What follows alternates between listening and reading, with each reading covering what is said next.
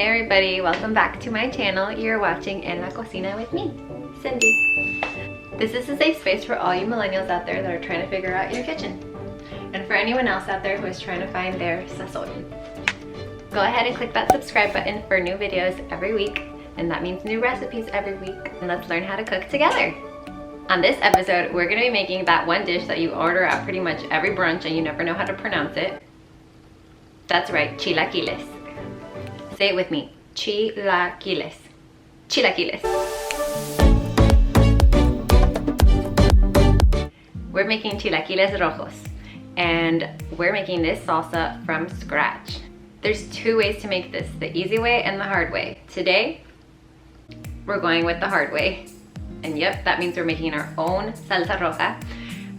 Not that canned stuff. However, down the line, I will be making the easy version of this plate as well. So make sure you're subscribed, that way you can catch that video when I bring it out. Alrighty then, let's go. For ingredients, you're gonna need a whole lot of tortillas. Yellow corn's the best, but if you don't have it, white corn is fine too. A whole lot of tomatoes. I like plum tomatoes. Cebolla. Chiles de árbol. You can find these at a Mexican grocery store or possibly the Mexican aisle or international aisle in another grocery store. Chiles guajillos. You can also find these potentially at a grocery store and or a Mexican grocery store. If you can't find any of these in any store, try Amazon. Isn't that what the kids are doing these days? A whole bunch of aceite. And that's it. Wait, I lied. You're also going to need a licuadora. Step one, I went ahead and took the tops off of my chiles. I have about around 4-ish or 5, depending on how big they are. I got just a little piece of onion, and then my 2 tomatoes, and 1 chile de árbol. Depending on how spicy you want it, this one you gotta be really careful with because it will make it super spicy. So I'm adding 1, maybe 1.5. So you're just gonna submerge everything and let that boil for a bit. Step 3, I think. I had these previously out of the package and out of the fridge for a couple hours now because I want them to be as dry as possible because we're gonna fry them.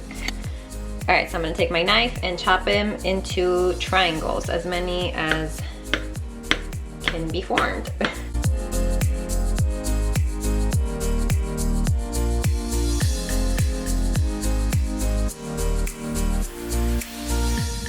Ah! Beautiful, ignore the broken one. All right, so that started to boil, so I'm gonna go ahead and let it do that for a little bit longer and then turn it off. Just need the water to get a little bit colored. Step 4. This part gets fun and a little bit dangerous because we're gonna be frying our tortillas. So I have a plate here ready with paper towel because I'm gonna let the tortillas drain a bit on it. And I have my pan over here ready to go, turn on, getting warm. And while it gets warm, I'm gonna add my aceite. You wanna add a lot. Enough so that you can drop your tortillas in. It's kind of like frying French fries, I guess, that idea. So it has to be able to be submerged completely under the oil. You're gonna wanna let that get really hot before you put in your tortillas.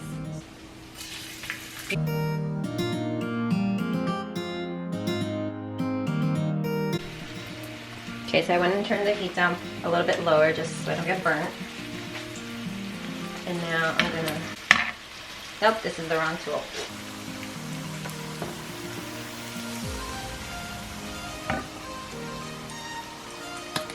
This came out extra crispy. That's what happens when you're trying to do everything with one hand because you're also trying to record at the same time. Ah! Okay, so I'm gonna try to do this safely without burning anything, but take them out before they get too crispy.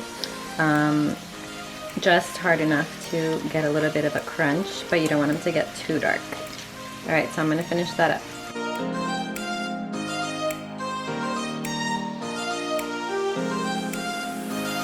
Don't forget to flip your tortilla.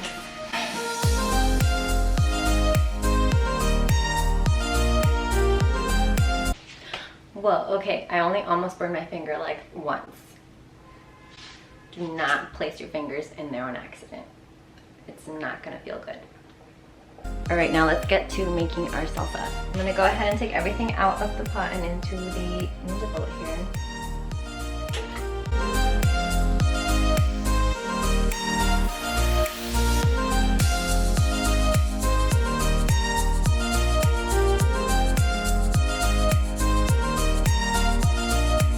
Go ahead and pour some of the water that's left in the pot into the salsa. I went ahead and added a little bit, and then I'll just keep the rest on standby in case I need more. Now you're gonna add salt. I would say probably like a teaspoon at first, or a little less, and then just kind of go to taste after that, after you blend it. Like that or so. Now we blend.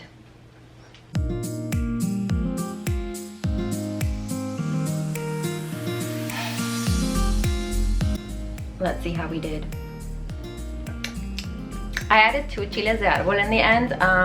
It's not that spicy. So if you're feeling daring, go ahead and add a 3rd chile de árbol, and that should be pretty good. I'm going to add a little bit more salt. So for this part, you're going to want like some type of, what is this called? A strainer. Take the pan that you were just doing your tortillas on.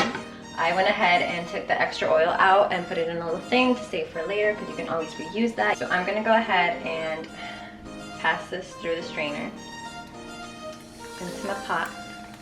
I'll do a little at a time, because I'm not 100% sure how much I'm gonna need. So this is the stuff we don't need. It's just like the paste. Go ahead and let that simmer for just a little bit. Now that it's bubbling a tiny bit, I'm gonna go ahead and add my tortilla chips.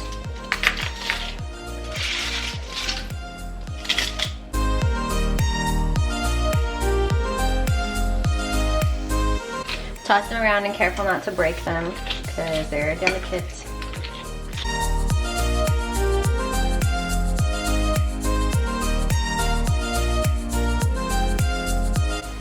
All right, that looks done to me.